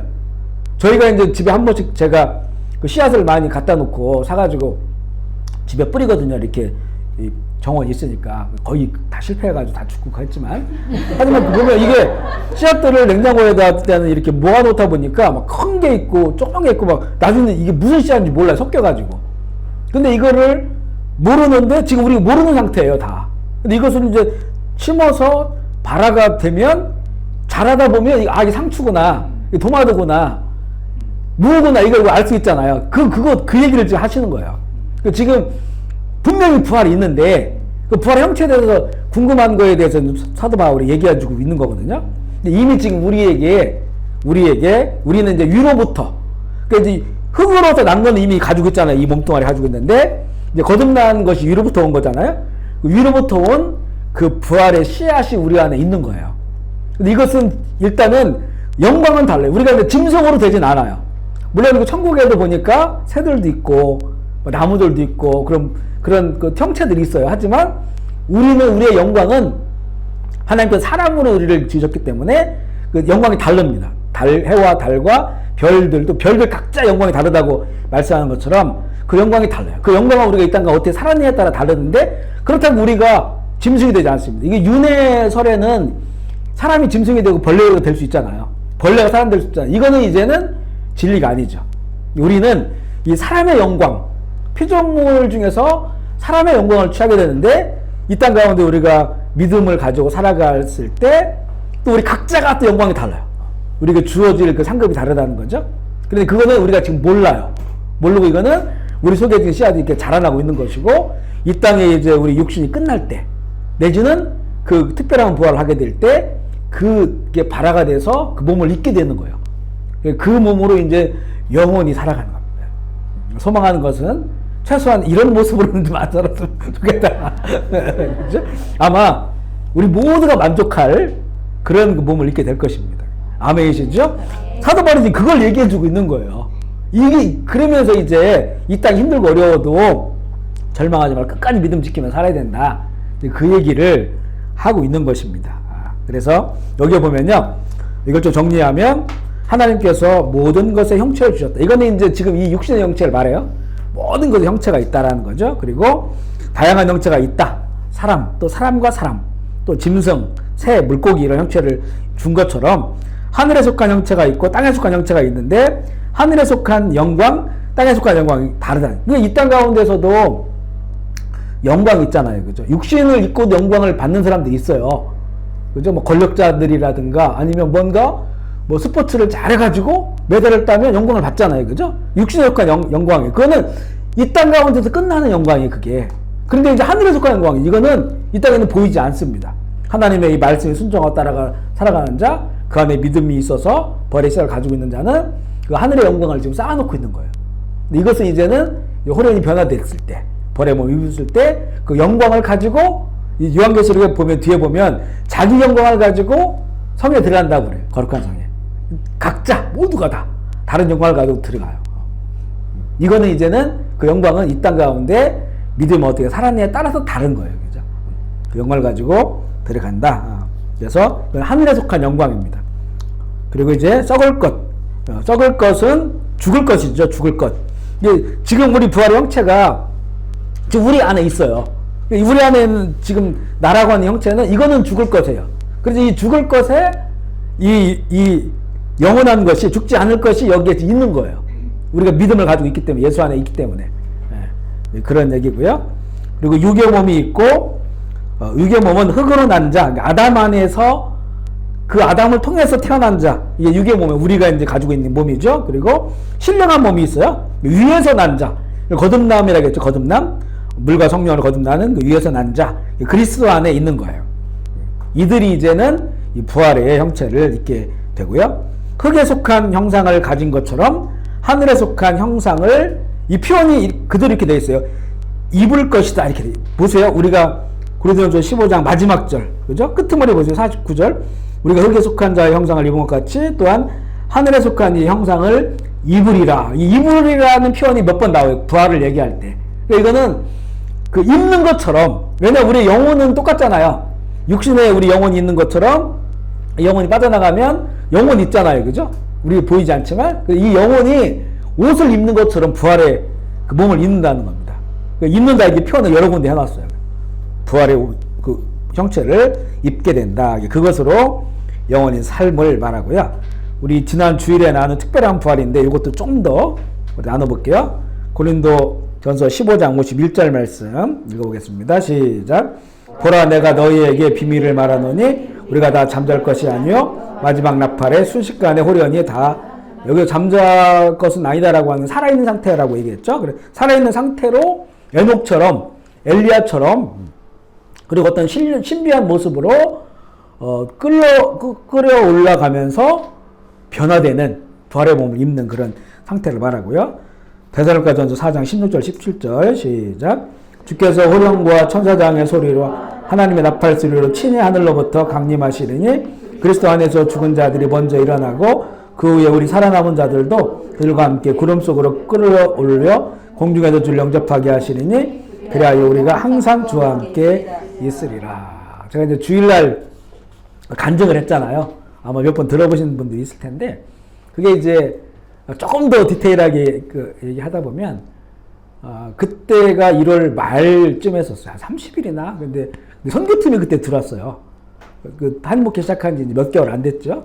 선교팀이 들어와가지고 공항에 모셔다 드리니까 밤 늦게까지 공항에 모셔, 제가 새벽 기도를 해야 되는데, 그때 새벽 기도를 못하고 누구한테 부탁을 한 거예요.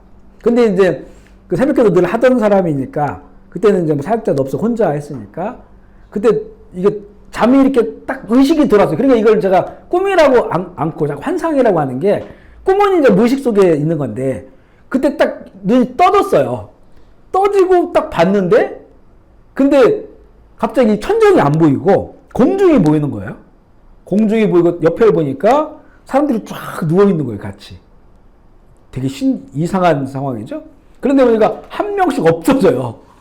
없어지는 것이 왜 없어지나는 모르는데, 뭔가 이 공중을 향해서 쏜살같이 올라가는 듯한, 사람이 없어지면서 쏜살같이 올라간다는 느낌이 들고, 그리고 그 누워서 공중을 자세히 보니까 그 공중 끄트머리에, 저 끄트머리에 뭐가 좀 꾸물꾸물하게, 그러니까 우리 그 해파리? 투명하잖아요, 그죠? 그런 어떤 그 영체라고 할까요? 이런 것들이 공중에서 엄청나게 모이는 거예요. 그리고 그게 계속 더 많이 올라가는 거예요. 근데 이제 옆에 분들은 한 분 한 번씩 없어지고, 그 공중에는 모여들고. 근데 그때 그 환상 가운데, 이게 그 공중으로 끌어올려 가는 거다. 그때 그 깨달아진 거예요. 그러면서 너무 간절하게, 왜 다른 사람들이 이제 올라가는데 전 남겨져 있으니까 굉장히 막 고통스럽게 그 기도를 했거든요. 그런데 갑자기 이게 빛이, 이걸 하얀 빛이라고 엄청난 빛이 앞에 안 보일 정도로 확 쏟아지면서 몸이 공중으로 쫙 빨리 올라 들어가는데 눈이 딱 떠지면서 천정이 딱 보이는 거예요. 제가 누워있는 천정이. 그걸 봤더니 아무도 옆에 없고 자고 있었던 거예요, 제가. 그러니까 이제 경험이 아주. 전 없었어요. 나중에 얘기해 줄게.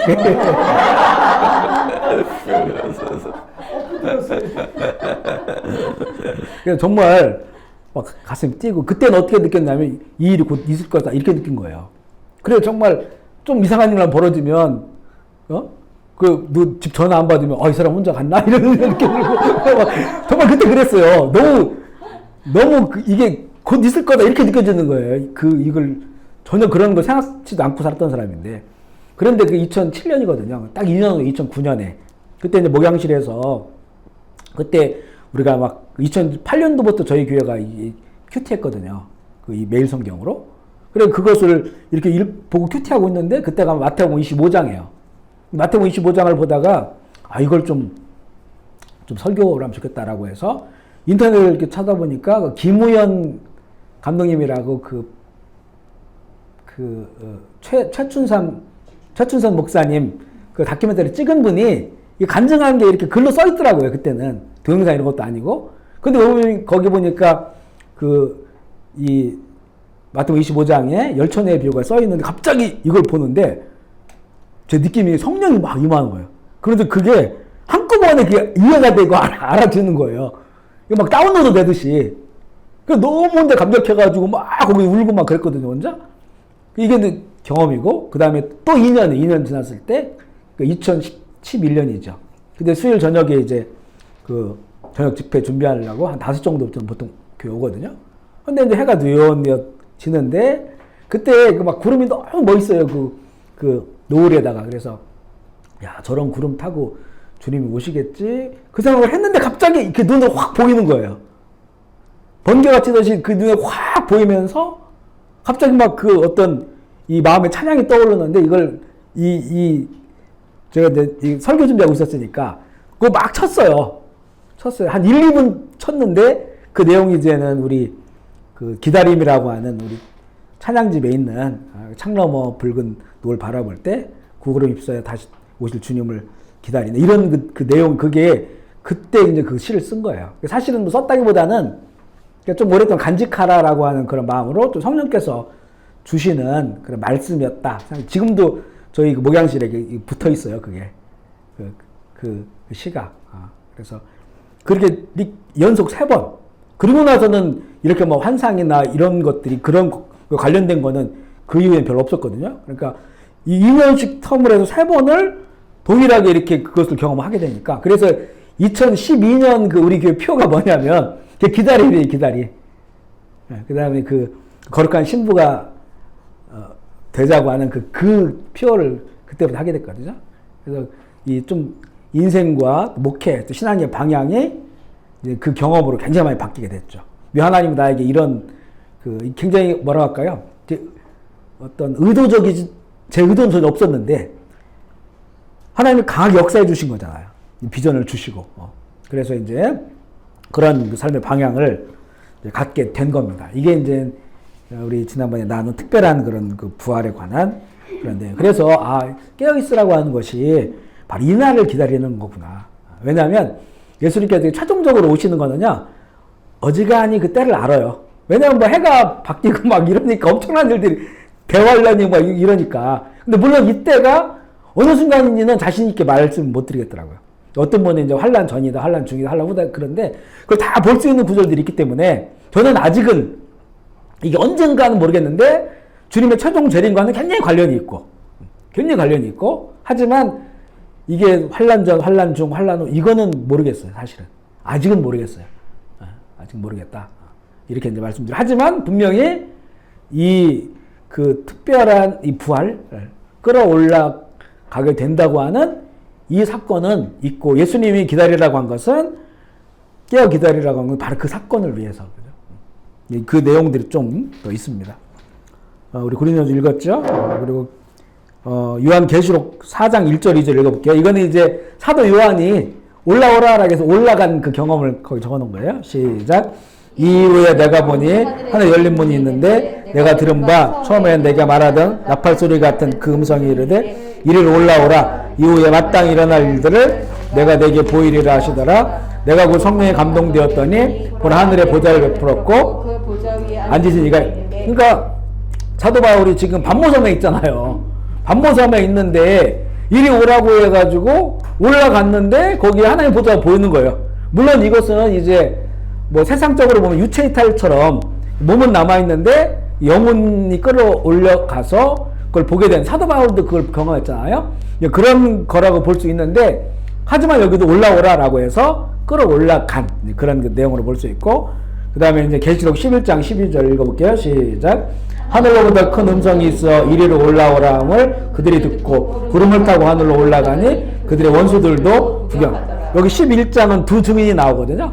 12장은 용과 여자 이렇게 나와요. 그래서 11장과 12장은 어떤 마지막 때 영적 전쟁의 어떤 모습들을 보여주는 거거든요. 그런데 이 두 증인이 그 증언해요. 하나님의 복음을 증언하다가 이들이 그 모든 증언이 끝나니까 짐승이 두 증인을 죽여요.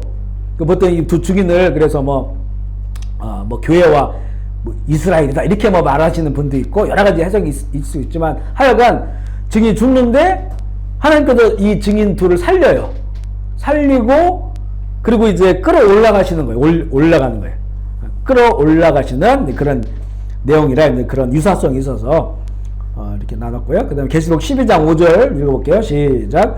여자가 아들을 낳으니 이는 장차 철장으로 만국을 다스릴 남자라. 그 아이를 하나님 앞과 그 보좌 앞으로 올라가더라. 이거는 이제 그 여자의 후손인 예수님 하늘로 올라가신 것으로 많이 이해를 하고 있고요. 하지만 여기도 보면 그 아이를 하나님 앞과 보좌 앞으로 올려가더라 이렇게 표현이 있고, 계시록 12장 14절 시작. 그 여자가 큰 독소리에 두 날개를 받아 광야 자기 곳으로 날아가 거기서 그 뱀의 낫을 피하여 한 때와 두 때와 반 때를 양육받게 받으매. 그래서 이 여자 보통 이제 교회를 상징하고 그런 그 신부 상징하는, 그래서 마지막 때 막 고난을 당하는데 피할 곳으로 데려가신다. 피할 곳 데려간다라고 해서 이것도 이제 하나의 그런 그 데려가는 이런 것들로 볼 수 있는 그런 그 구절입니다. 그리고 이 특별한 부활을 위하여 깨어 있어야 된다 이런 내용인데요. 마태복음 24장 40절 41절 읽어볼게요. 시작. 그때 두 사람이 밭에 있음에 한 사람은 데려가고 한 사람은 버려둠을 당할 것이요 두 여자가 맷돌질을 하고 있음에 한 사람은 데려가고 한 사람은 버려둠을 당할 것이니라. 그러므로 깨어있으라. 어느 날에 너희 주가 임할는지 너희가 알지 못할니라. 너희도 아는 바니 만일 집 주인이 도둑이 너희가 올 줄을 알았더라면 깨어있어 그 집을 뚫지 못하게 하였으리라.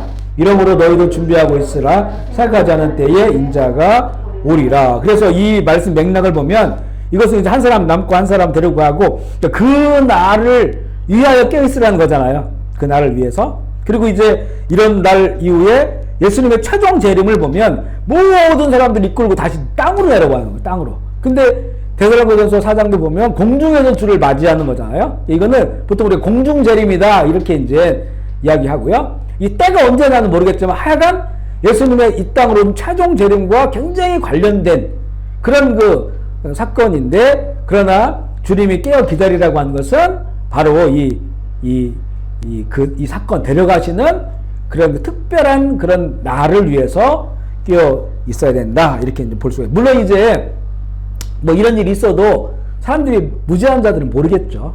이런 하나의 모든 사건도 더 깨어 있어서 마지막 주님 오시기까지 또 이렇게 주님 맞이할 수 있는 그런 신앙을 갖는 것도 또 깨어 있는 그런 의미가 되겠고요. 그리고 이제 누가복음 17장 22절 24절 보면 어떤 한 날을 말합니다. 한 날. 시작.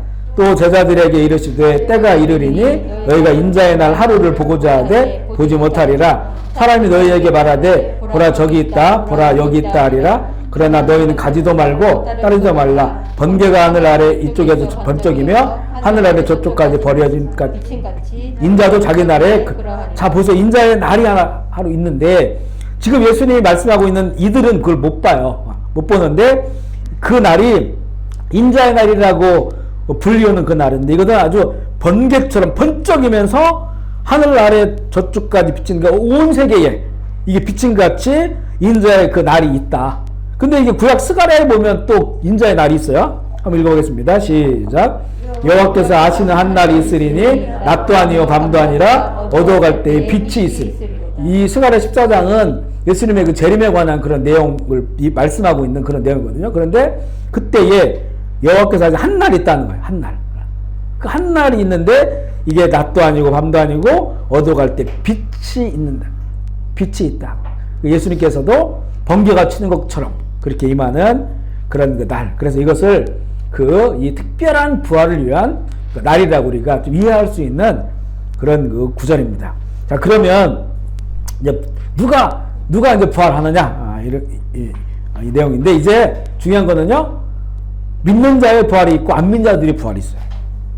그리고 먼저 믿는 자들의 부활. 그래서 누가 정말 이 믿는 자들의 부활에 속하게 되는가? 이거는 이제 믿음을 가진 자 그리고 거듭난 자 같은 그런 이야기인데 우리 요한복음 11장 25절 26절 읽어볼게요. 시작. 예수께서 이르시되 나는 부활이요 생명이니 나를 믿는 자는 죽어도 살겠고 살아도 나를 믿는 자는 영원히 죽지 아니하리니 이것을 내가 믿느냐. 아멘이시죠?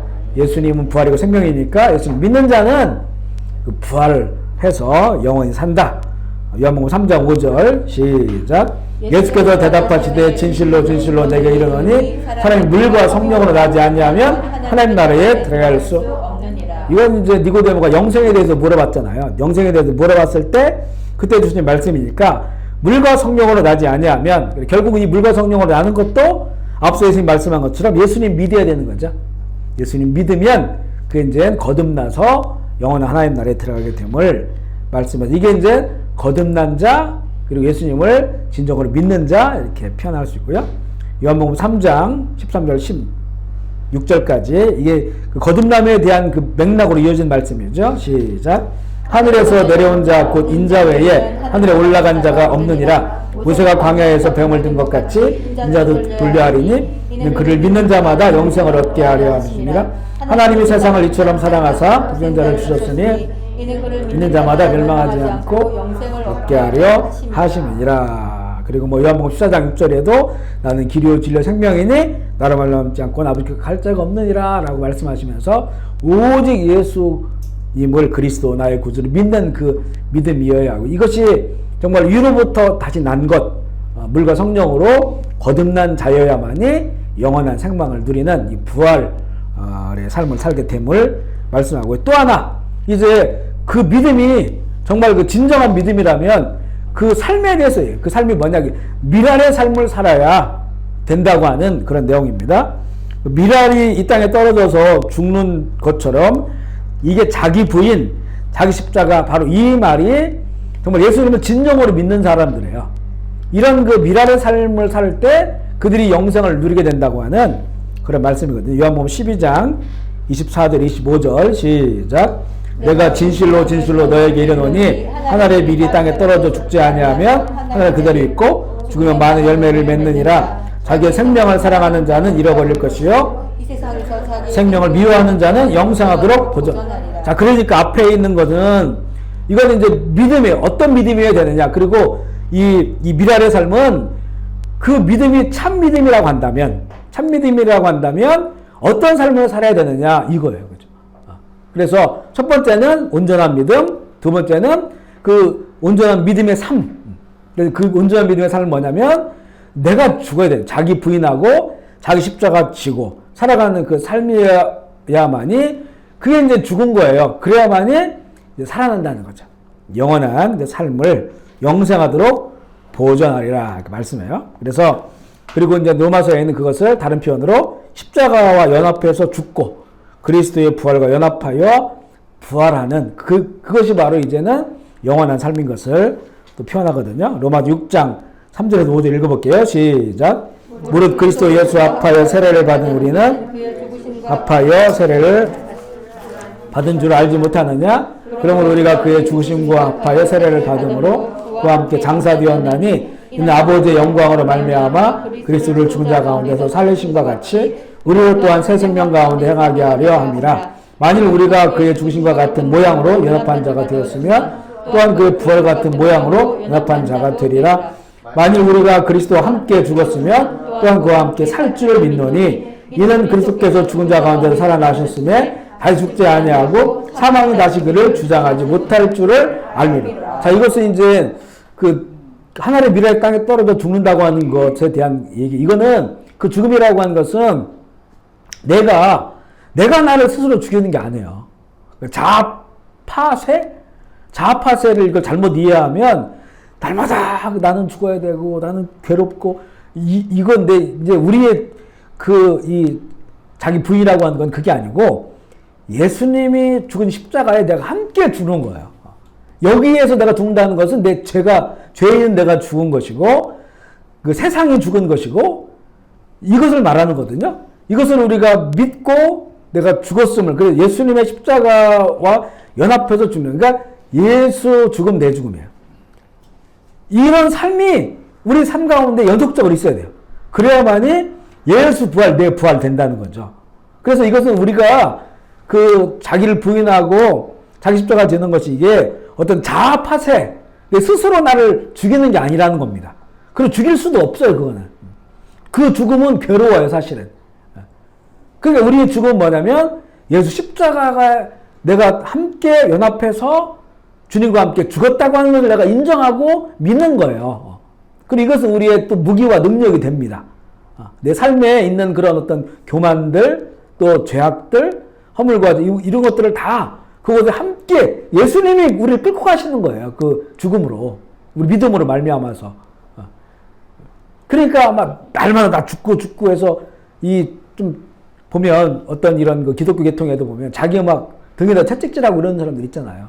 자해하고 이런 거 있잖아요. 물론 이런 어떤 특별한 어떤 고행 이런 것도 의미가 있을 수 있겠죠. 그런데 그 성경에서 보면 어떤 자기 어떤 그 훈련, 스스로 훈련도 유익되긴 한다고 하는. 근데 중요한 거는 그게 아니고 우리 예수님을 믿을 때 예수님 그 믿음 속에서 끌고 우리를 가지고 십자가에서 함께 죽는 거예요. 예수님과 함께. 그러니까 예수님 우리 주인이니까 예수님 우리를 끌고 가서 함께 죽는 거거든요. 그래서 이걸 우리는 믿는 거예요. 믿고 여러 가지 죄악의 상황 가운데서 이것을 인정하고 고백하는 겁니다. 그러면 예수님도 부활하신 것처럼 우리가 부활의 이 땅 가운데서는 승리하고 그리고 이게 이제 자기 부인 십자가를 지는 삶이 돼요. 하늘의 미랄 땅에 떨어져 죽는 겁니다. 이게 참된 사실은 자기 희생이 아니라 예수님의 삶을 사는 거예요. 예수님의 삶을. 이게 나를 부인한다고 하는 거는 내가 내 인생의 주인이 안 되는 거다라고 고난주간에 나눴잖아요. 이걸 잘 봐야 돼요. 그래서 이게 잘못되면 이게 엄청 비극적으로 살아요. 잘못 이해하면 자아파세 한다고 하면서 다른 사람한테 그걸 강요하고 막 이러거든요. 근데 이게 아니에요. 그게 아니고 결국은 나를 부인한다고 하는 거는 예수님이 주인 된다는 거예요. 그러니까 되게 긍정적인 거예요. 이거는. 자기 부인, 자기 십자가 부정적인 것 같잖아요. 아니에요. 그 예수님이 주인 되니까 예수님이 내 삶을 이끌어 가시니까 예수님의 십자가에 내가 죽는 것이고 예수님의 부활의 영광에 내가 참여하는 것이고 이거예요. 이거. 그러니까 내 멍에는 쉽고 가볍다고 예수님 말씀하신 것은 바로 그런 맥락이에요. 우리는 그냥 내 인생을 주님께 던지면 돼요. 그리고 내 인생의 모든 계획과 그 모든 삶을 주님께서 이끌어가도록 하는 게 이게 자기 부인이고 자기 파세예요. 그러니까 긍정적인 측면에서 이걸 봐야 돼요. 빛의 측면에서 봐야지 어두운 측면에서 보면 이거 굉장히 괴로운 삶 살려요. 예수 믿으면서도. 그래서 한참 우리나라가 이 좌파세 이게 막 한참 옛날에 많이 하나에 이렇게 돼 있었거든요. 그러면 자기는 막 괴로워야 되고 짐을 다 져야 되고 이거 그게 아니에요. 예수님을 닮아 살아가는 사람을 많아요. 예수님을 닮아 살아가려니까 나는 내가 주인 되려고 하잖아요. 내가 왕 되려고 하잖아요. 그 예수님을 더 닮아 살아가는 그 삶을 말하는 거예요. 이게 이제 자기 부인과 자기 십자가를 지는 그래야만이 또 부활의 영광이 그 가운데 나타나게 됨을 말씀하는 겁니다. 그래서 사도 바울이 참 이 사망 때문에 내가 힘들다라고 그러잖아요. 로마서 7장에 이 사망이 누가 해 근데 바로 8장 그 다음 구절에서 내가 이 하나님을 찬양한다. 왜냐하면 내 속의 법은 죄의 법을 따라가려고 하지만 내 마음은 하나님을 추구한다는 거잖아요. 바로 이게 빛을 해결하는 거예요. 어둠을 해결하는 게 아니라. 그 사망의 법이 있다고 하는 것 때문에 괴로워하는 게 아니라 하지만 내 마음이 하나님을 더 추구하고 하나님의 법을 바라고 있다고 하는 것에 기뻐하는 거예요. 그러다 보니까 그리스도 예수 안에 있는 자가 더 이상 죄와 사망 가운데서 얽매이지 않고 해방됐다고 그 노래를 부르잖아요. 바로 이 빛을 통해서 우리가 신앙생활을 해야 된다는 거죠. 그 부분을 말씀하고 있고요. 그래야만 이제 버려요. 그런데 안 믿는 자들도 부활해요. 안 믿는 자들. 혼이 지옥에 들어간 데가 있으니까 그들도 어떤 형체가 가지고 있잖아요. 그 부분입니다. 심판을 위한 부활이에요. 요한복음 5장 29절 시작. 선한 일을 행한 자는 성령의 악한 일을 행한 자는 심판의 부활로 다시 한번 읽어볼게요. 시작. 선한 일을 행한 자는 생명의 부활로 악한 일을 행한 자는 심판의 부활로. 그리고 가장 악한 게 뭐냐? 예수님 안 믿는 게 가장 악하죠. 예수 없는 삶이 가장 악해요. 우리 이걸 정확히 알아야 돼요. 도둑질하고 거짓말하고 이거는 그 악함에 예수를 안 믿기 때문에 나온 증상이에요. 이거는 증상, 죄들, 신스예요. 이거는 길티. 그러니까 이 가장 악한 것은 예수 안에 살지 않으냐는 거, 하나님 없이 사는 거, 이게 악한 거예요. 그들은 심판의 부활로 부활하는 겁니다. 심판받기 위해서. 마태복음 25장 31절 33절 시작. 인자가 자기 영광으로 모든 천사와 함께 올 때에 자기 영광의 보좌에 앉으리니 모든 민족을 그 앞에 모으고 각각 구분하기를 목자가 양과 염소를 구분하는 것 같이 하여 양은 그 오른편에 염소는 왼편에 모든 민족을 모은다고 하는 건 모든 사람을 모은다는 거죠. 과거부터 모든 사람을 그들을 어떻게 구분합니까? 양과 염소. 이건 형체가 있다는 거잖아요.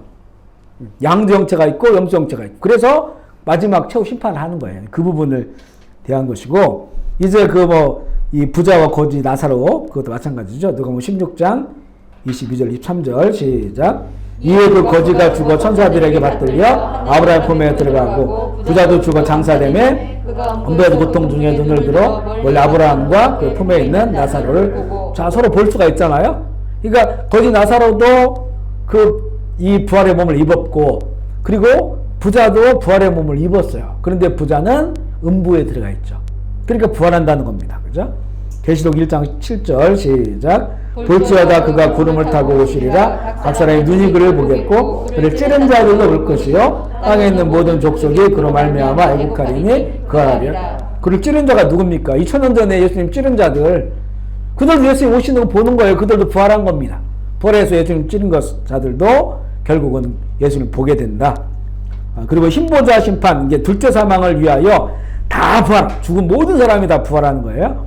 계시록 20장 12절로 14절 시작. 또 내가 보니 죽은 자들이 큰 자나 작은 자나 큰 보좌 앞에 서 있는데 책들이 펴 있고 또 다른 책이 펴졌으니 그 생명책이라. 죽은 자들이 자기 생일을 따라 책들에 기록된 대로 심판을 받으니 바다가 그 가운데 죽은 자들을 내주고 사망과 음부도 그 가운데 죽은 자들을 내주고 각 사람이 자기 행위대로 심판받고 사망과 음부도 불못에 던져지니 이것은 둘째 사망 곧 불못이라. 그 흰보자 심판, 최종 심판을 위해서 바다에서 익사한 사람들이나 땅에 죽은 모든 사람들이 다 부활합니다.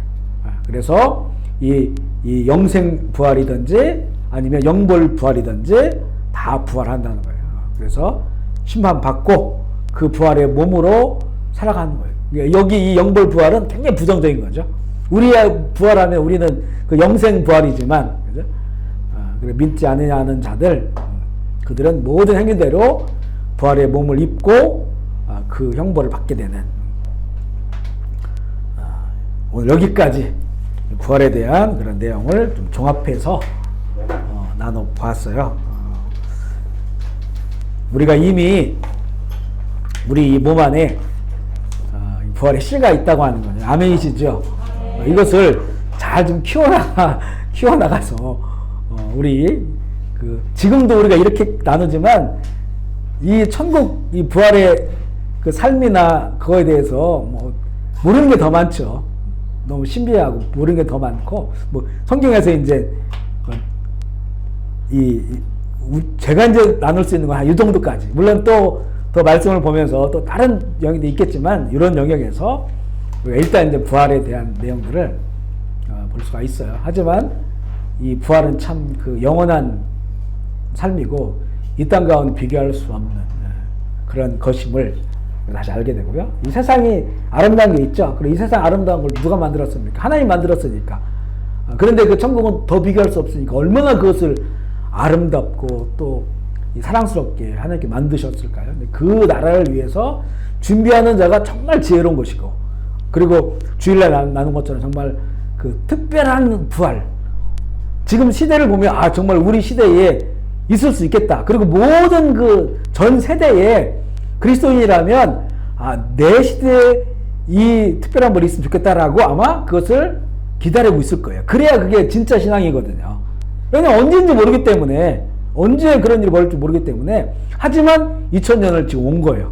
그러면 또 우리에게 그런 특별한 은혜, 그것이 아니더라도 우리가 죽어서 영원한 하나님의 나라에 부활의 몸을 입고 산다고 하는 것, 너무나 큰 은혜가 우리에게 주어졌다는 것이 말할 수 없는 하나님의 은혜입니다. 우리 이 시간 기도할 때 우리 남은 인생 예수님 더 잘 믿고 그리고 이런 부활의 날을 소망하기 때문에 세상에 살지만 세상이 빠져 살거나 세상을 잘 분별해서 이 땅 가운데서도 하나님 앞에 살아가는 그 날들을 잘 준비하는 정말 깨어있는 이런 성도, 또 우리 가정, 우리 모든 교우들 될 수 있도록 우리 함께 기도하고 제가 마무리 기도할게요. 같이 기도하시겠습니다. 하나님 아버지 감사합니다. 오늘 부족하지만 또 성경의 말씀을 통해서 우리 부활에 대해서 여러 가지 이 면을 함께 나누었습니다. 아버지 이 시간을 통하여 성령께서 우리에게 좀 더 선명하고도 확실한 이 부활의 신앙을 갖게 하여 주시옵소서. 반드시 이 부활의 날이 있다고 하는 것을 우리가 정말로 흔들리지 않는 믿음으로 갖게 주님 도와주시고, 그렇기에 이 땅에 살지만 이 땅에서 정말 충성스러운 하나님의 청지기, 하나님의 종들이 되어서 영원한 부활의 날들을 잘 준비하며 살아가게 하여 주옵소서.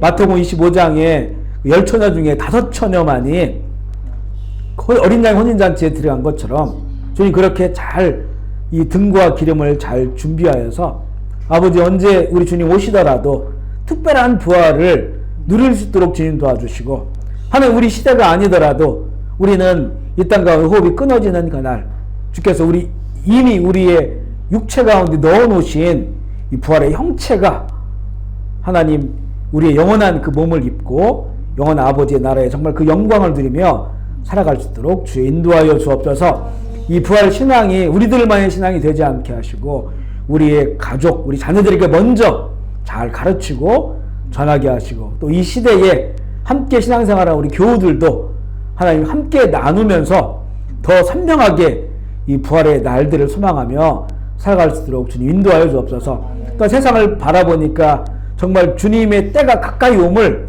더 알게 됩니다. 그래서 우리에게 정말 이 특별한 부활을 소망하는 깨어있는 성도들이 되기를 원합니다. 주님의 그 인자의 날, 그 임하심을 우리가 잘 준비할 수 있도록 주님 도와주시고, 정말 노아의 때와 롯의 때처럼 또 소돔과 고모라의 때처럼 이 변해버리는 이 시대 속에서 주님 우리가 시대를 잘 분별하여서 깨어서 기도하고 또 이 주님 오신을 소망하는 그 재림신앙, 부활신앙, 가지고 살아갈 수 있도록 주의 인도하여 주옵소서. 오늘도 귀한 이 초소 우리에게 허락해 주셔서 주님 감사합니다. 헬스에도 이 보리솥 이 기업 가운데 복의 복을 더해 주시고 정말 힘든 이런 이 경제와 비즈니스의 이런 시대에 하나님의 사람들이 운영하는 이 선교적 기업 가운데 하나님 늘 힘주시고 또 지혜 주시고 잘 돌파할 수 있는 또 믿음도 주셔서 오히려 더 이 시대에 또 하나님께서 더 큰 은혜 베풀어 주시고 그리고 하나님의 살아계심을 또 증거할 수 있는 그런 귀한 믿음의 기업이 되게 하여 주옵소서. 오늘로 인하여 감사를 드리고 우리 구 주 예수 그리스도의 이름으로 기도합니다. 아멘.